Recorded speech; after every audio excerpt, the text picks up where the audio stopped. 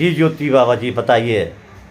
आपके चैनल के माध्यम से देखने वाले सभी भारतीय भैया बहनों को मैं नमन करता हूं। जैसा कि हम सभी लोग जानते हैं कि 9 वर्ष नशा मुक्त योग ज्योत इंडिया ने 9 वर्ष नशा मुक्त शीर्षक से एक मानव श्रृंखला नशा हटाओ देश बचाओ संदर्भ में नानाराव पार्क में हम लोगों ने मनाया, जिसका कि मुख्य मकसद ये था कि राष्ट्रीय नशा मुक्त दिवस, सोसाइटी योग ज्योत इंडिया ने इसको राष्ट्रीय नशा मुक्त दिवस के रूप में मनाया।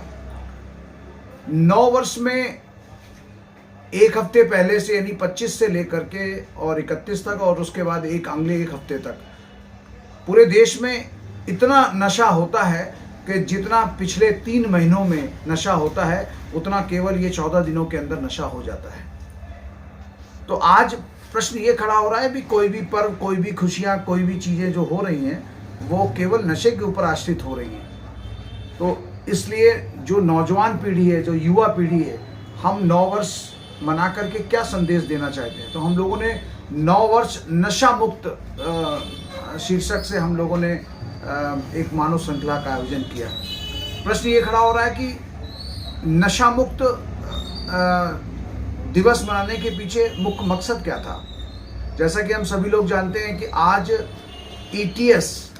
ETS के कारण यानी सेकेंड हैंड स्मोकिंग, इवन अब तो थर्ड हैंड स्मोकिंग भी आ गई है।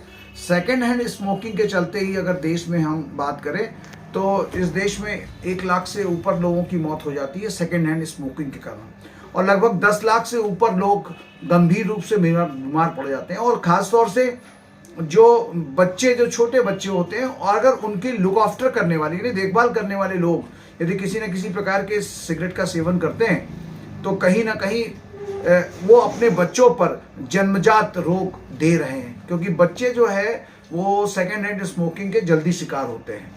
दूसरा, हम लोगों ने संकल्प लिया कि स्कूल के 100 मीटर के दायरे में जो भी तंबाकू या उससे संबंधित उत्पाद हैं जो बेचे जा रहे हैं, कोटपा लॉ का खुलेआम उल्लंघन हो रहा है, इसमें उसके अगेंस्ट में हम लोग वर्ष पर्यंत जागरूकता कैंपेन करेंगे। हम लोग बहुत शीघ्र कानपुर यूनिवर्सिटी में एक नशा मुक्त जनचेतना एवं जन जागरूकता का एक वृहद संगोष्ठी करके वहाँ से एक संदेश, एक मैसेज जितने भी डिग्री कॉलेजेस हैं वहाँ पर हम लोग देंगे। हम लोगों ने निश्चय किया है कि जो DIOs हैं, जिला विद्यालय निरीक्षक, उनके माध्यम से हम लोग स्कूलों को भी अपने सिस्टम में हम लोग शामिल करेंगे, और BSA के माध्यम से बेसिक शिक्षा परिषद के जो स्कूल हैं वहाँ पर भी हम लोग अवेयरनेस कैंपेन करेंगे।